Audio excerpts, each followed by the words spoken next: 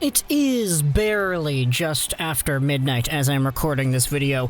Don't worry, it is Saturday, March 27th, but it's 12:30 a.m. At the time of me recording this piece of audio, we don't know if these two players have actually signed their contracts, if their plans for the immediate future have been set in stone. That could change as quickly as in the next few hours, but because we pre-record these videos, sometimes they may not be accurate to the exact events at the time the videos come out. But today we're talking about the Wisconsin Badgers because their season 2020-2021 had just concluded yesterday.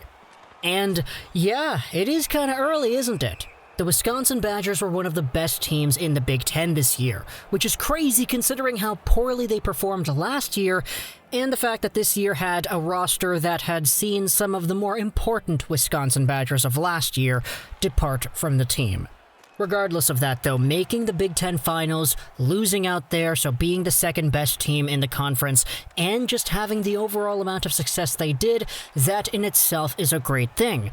Which is why heading into this year's NCAA Championship, it was really easy for a lot of fans to take a look at their first round matchup against Bemidji State and expect a little bit more than what we really saw.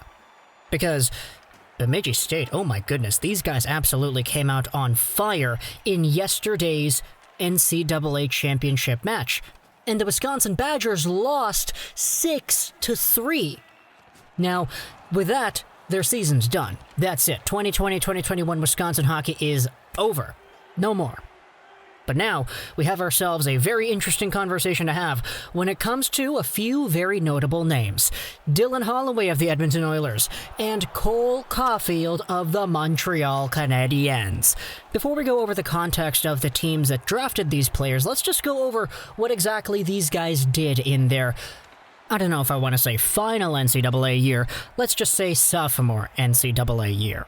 Heading into yesterday's matchup, Cole Caufield was already one of the top point producers in the entire NCAA, and you see how there were 3 Wisconsin Badgers goals when they lost to Bemidji State? Yeah, 2 of them were scored by Caufield, 1 of them was assisted by Caufield. In fact, if you take a look at the actual tape here, the Beavers were up 5-1 near the start of the third period. Absolute madness over there for that hockey team because they just absolutely took control of this one early.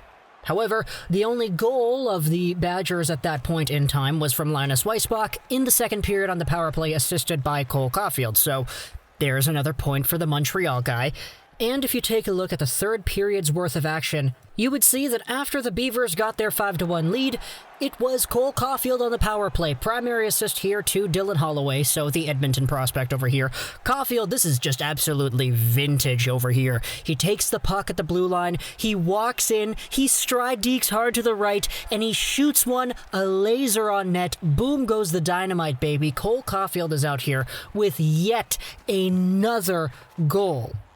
And then give it 6 minutes and he scores again. This time it was a very good cross crease. He was wide open and he just punted the puck into the net. Add yourselves another goal by the Beavers and ultimately it's a 6-3 Bemidji State victory.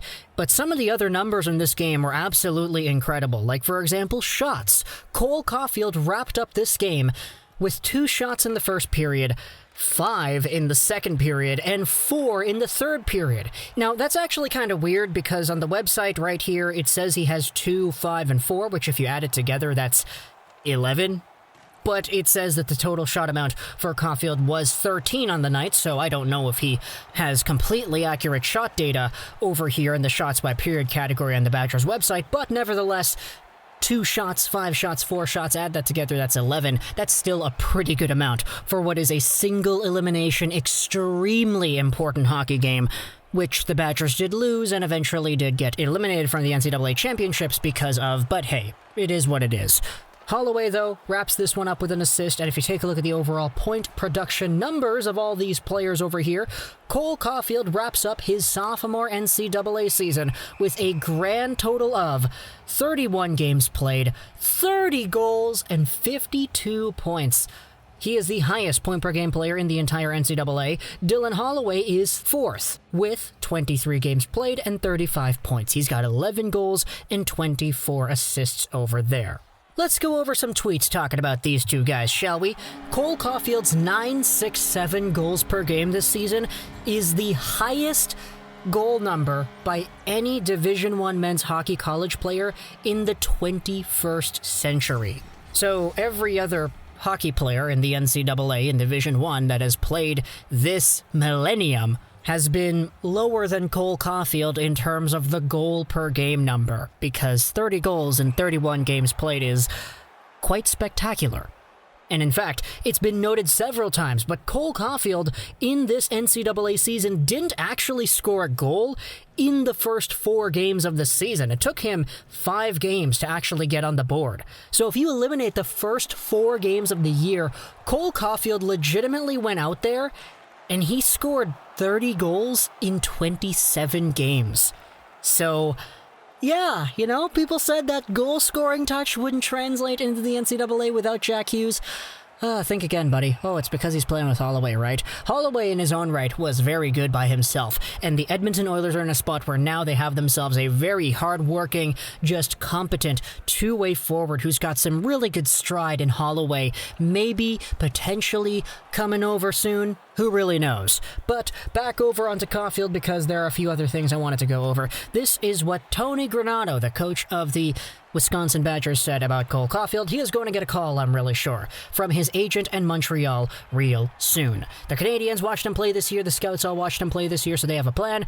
I don't know that plan. I'm assuming the plan is to try to get him in there as fast as they can, so he will have to answer to some calls really quickly. He talks about how he was really good and how there wasn't anything else he could have done, and he goes into detail highlighting the magnitude of the things that Caufield was able to do in terms of leading the Big Ten in scoring as a freshman and all that stuff.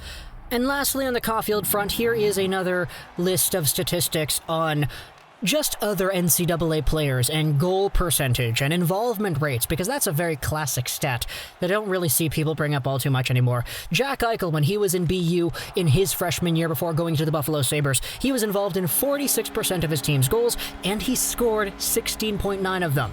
Kyle Connor in Michigan, 19.3% of his goals, involvement rate was 39%. Johnny Hockey, when he was in Boston College, scored 17.8% of his team's goals and was involved in 43%. Cole Caufield this year scored a quarter of the Badgers' goals, and he had a point on 44% of them. So, that stat line is pretty good, isn't it? Obviously, you're just kind of picking and choosing. There are other players in the NCAA who have had good numbers like these, better than these, that didn't turn out to be anything in the NHL, but Caufield being in this kind of company, having these kinds of numbers certainly is a lot better to see than not. So for the Habs, the fact that they just acquired Eric Staal is noteworthy because they're going to have an opportunity here to go out there and add what was a very capable 20-ish, maybe 30-goal guy from last year and the year before that onto their squad. There are already rumors as to whether or not the Canadiens would move out another body to open up space for Caufield in their lineup. As for the Oilers, things get a little bit interesting with Holloway, because when you take a look at what exactly the Oilers have been said to have been wanting over the past few weeks, it's consistent. It's a right-handed, bottom-six, depth, penalty-killing, face-off winning center. And Dylan Holloway, while I don't doubt he'll be a very valuable piece of this Oilers team in the long term, I just don't know if that specifically is a profile that he brings today. Meaning that my certainty as to seeing Dylan Holloway in the NHL this year in a suitable role is less likely than Caufield's, because Caufield is in a spot where the Canadiens, I guess you could say they have some good goal scoring in Toffoli and Anderson, but you could never have any less of that. For Edmonton, though, I could totally still see Holloway being brought in. It's just, with what it is they want, who knows if they're still going to have to go out there and make another move to acquire a guy like a Glendening or a Sutter or a Derek Ryan from Calgary, for example, because they still need that right-handed center who can win faceoffs. So for Holloway and Caufield, talk to me in the comments what you think about these two. Obviously, this video is going to change. The story of the video is going to change because who knows, maybe once this video is uploaded, Holloway and Caufield already have their ELCs signed and they're going to suit up to play in Montreal and Edmonton in a week after they quarantine or whatever. Who knows if that's going to be the plan right away, but if it is, we will update the situation as it goes on. But for now, talk to me in the comments what you thought about their game last night, the final game of the Badgers in 2020-2021, where Caufield scored 2 goals, had an assist, Holloway had an assist as well. Talk to me in the comments if you enjoyed this video. Trolls 99. and bye.